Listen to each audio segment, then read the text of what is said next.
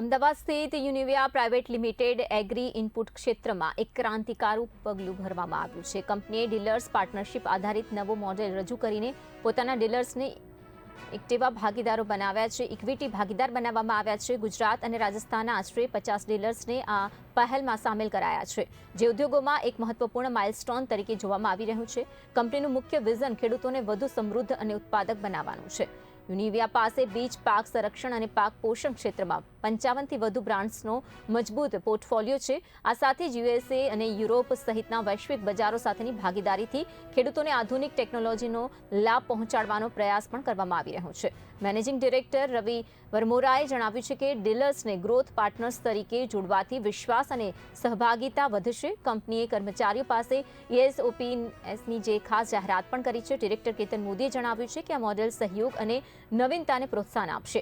હાલમાં ₹150 કરોડનું મૂલ્યાંકન ધરાવતી કંપનીએ આગામી 5 વર્ષમાં ₹1000 કરોડ સુધી પહોંચવાનું લક્ષ્ય નક્કી કર્યું છે. યુનિવિયાની આ પહેલ ભારતીય કૃષિ ક્ષેત્રમાં નવી દિશા આપતી ગણાઈ રહી છે. હું રવિ વરમોરા, યુનિવિયા કંપનીનો મેનેજિંગ ડિરેક્ટર છું. સો આજની આ પ્રેસ કોન્ફરન્સનો મુખ્ય ઉદ્દેશ્ય છે કે આજે અમે એવી જાહેરાત કરી કે જે આજ સુધી ભારત દેશમાં એગ્રી ઇનપુટ ઇન્ડસ્ટ્રીમાં કોઈ પણ કંપનીએ નથી કર્યું એવી પહેલ અમે કરી છે. એગ્રી ઇનપુટ ઇન્ડસ્ટ્રીમાં દરેક કંપનીએ વેપારી મિત્રોને ટ્રેડરની જેમ જોયા છે અને એમના માટે સારી સારી સ્કીમ્સ આપી છે, ફોરેન ટૂરની ઓફર્સ આપી છે, પણ ક્યારેય પણ એમની કંપનીના શેર્સ નથી આપ્યા. કરીને હવે આવનારી જર્નીમાં યુનિવિયાનો જેટલો વિકાસ થાય છે એ અમારા રિટેલર્સનો પણ વિકાસ થાય અને ફ્યુચરમાં જ્યારે કંપની IPO લાવે તો અમારી સાથે જોડાયેલા પાર્ટનર્સને ખૂબ આર્થિક ફાયદો થાય.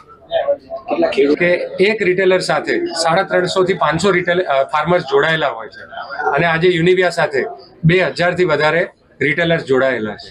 તો આપ અંદાજો લગાવી શકો છો કે લાખો ખેડૂતો સુધી આજે ગુજરાત અને રાજસ્થાનમાં યુનિવિયા એની સેવા પહોંચાડી રહ્યું છે. Okay, thank you.